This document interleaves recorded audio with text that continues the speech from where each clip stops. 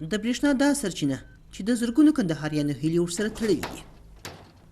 دا په افغانستان کې لومړی ستر لمریز برېښنا کور دی چې تمه کېږي چارې تر راتلونکي څو میاشتو پورې بشپړ شي.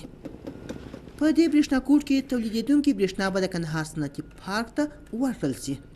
اولینه پروژه ده په افغانستان کې چې په دومره ظرفیت کې خپل افغانستان کې فعالي او دا د کندهار د خلکو لپاره ډېر ښه زمینه ده کار مساعدوي ځکه کوم وخت چې برق تولیدي شي فابریکې فعالي کوم وخت چې فابریکې فعاله شي نو طبعا دی جذب خپل کارګران نیسي او دا د یو زمینه د کار کې د ځوانانو د اکثره خلک چې بیکاره دي دا مصروف د کار شي او د خپله کوم وخت چې خلک ډېر مصروف د کار شو دا د خپله صلح او ثبات منځ راځي. دا یوه له هغه 50 تولیدي فابریکو څخه ده چې مصرفېدونکې برېښنا یې د ډیزلي جنراتورونو په مټ برابریږي. د کندهاري صنعتکارانو هیلې د لمریزې برېښنا سره تړلې دي.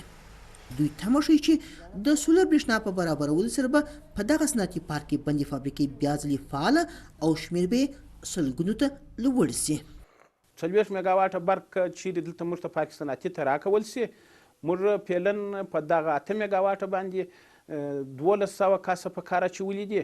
دغه فابریکات به د 40 میګاواټو سره د 200 څخه 600 ته پورته سي او دغه کارګر چې نن 1200 په کار اخته دي یا 1500 په کار اخته دي دغه به اتمن د 600 اوړي.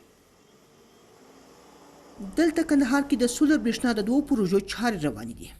دغه پروژې چې یوه یې 10 او بلې د 10 میګاواټه لمریزې برېښنا توان لري نږدې 8 میلیون ډالر لګښت پر راځي. چارواکي د برېښنا د اړتیا پوره کولو برخه کې ارزانه او اسانه لاره بولي.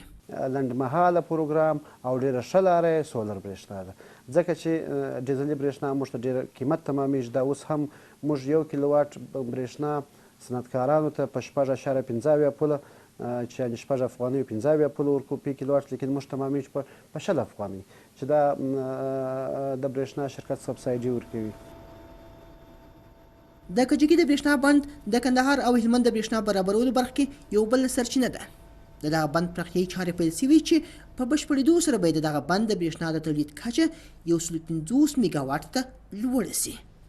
مامون دورانی BBC کندهار.